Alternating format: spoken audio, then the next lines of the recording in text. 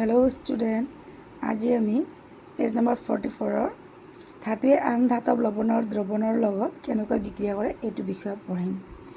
আমি আগৰ অধ্যায়ত কি পাইছিলোঁ যে সক্ৰিয় ধাতুৱে কম সক্ৰিয় ধাতু লৱণৰ দ্ৰৱণ বা গলিত লৱণৰ পৰা কম সক্ৰিয় ধাতুটো অপসাৰিত কৰিব পাৰে।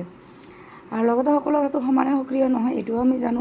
আমি অক্সিজেন আৰু পানী আৰু এচিডৰ লগত ধাতুৰ বিক্ৰিয়া অধ্যয়ন কৰিছোঁ আগৰ চেপ্টাৰত। এইবোৰ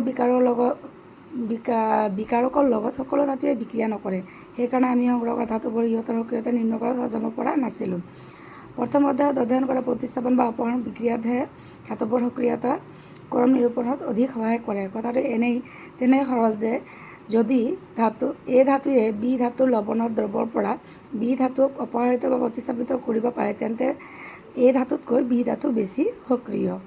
ইয়াতে দিছে ধাতু এ আৰু বি ধাতুৰ লৱণৰ দ্ৰব্য এ লৱণৰ দ্ৰব্য আৰু বি ধাতু বি। ধাতুৰ সক্ৰিয়তাৰ ক্ৰম ইয়াতে দিয়া আছে, দেখিবা তোমালোকে।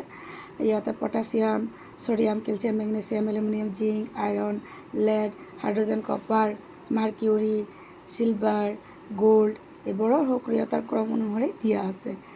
ওপৰত আটাইতকৈ সক্ৰিয় ধাতুৰ নাম আৰু লগতে তলত আটাইতকৈ কম সক্ৰিয় ধাতুৰ নাম।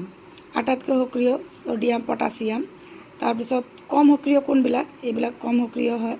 আৰু আটাইতকৈ কম সক্ৰিয় হ'ল এইবোৰ চিলভাৰ, গোল্ড, এইবোৰ আটাইতকৈ কম সক্ৰিয়। মনত ৰাখিবা, আটাইতকৈ সক্ৰিয় ধাতু sodium, potassium, calcium, magnesium, aluminium, zinc, iron এইবোৰ কম সক্ৰিয়। আৰু আটাইতকৈ কম সক্ৰিয় হ'ল চিলভাৰ, গোল্ড। ইয়াতে প্ৰশ্নবোৰ দিছে, প্ৰশ্নাৱলী। ছ'ডিয়াম ধাতু কিয় কেৰাচিন তেলত ডুবাই ৰখা হয়? এইটো আমি পঢ়িছোঁ যে ছ'ডিয়াম অতি সক্ৰিয় ধাতু, হয়নে নহয়? ছ'ডিয়াম যদি সক্ৰিয় ধাতু, ছ'ডিয়াম ধাতুক যদি আমি এনেই খোলাকৈ ৰাখোঁ, বায়ুৰ লগত কি হ'ব? ক্ৰিয়া কৰি অক্সিজেনৰ লগত বিক্ৰিয়া কৰি জ্বলি উঠিব, যাৰ কাৰণে ছ'ডিয়াম ধাতুক কেৰাচিন তেলত ডুবাই ৰখা হয়। আৰু লগতে 2 নম্বৰ, তলৰ বিক্ৰিয়াবোৰ ৰাসায়নিক সমীকৰণ লিখা। উত্তপ্ত জলীয় বাষ্পৰ লগত আইৰণ বিক্ৰিয়া কৰিলে এইবোৰ গোটেইটো ডিটেইলছত মই লিখিছোঁ, নোটখিনি চাই ল'বা। ইয়াতে গোটেইখিনি দিয়া হৈছে, যিখিনি প্ৰয়োজন সেইখিনি পঢ়িলে হ'ল।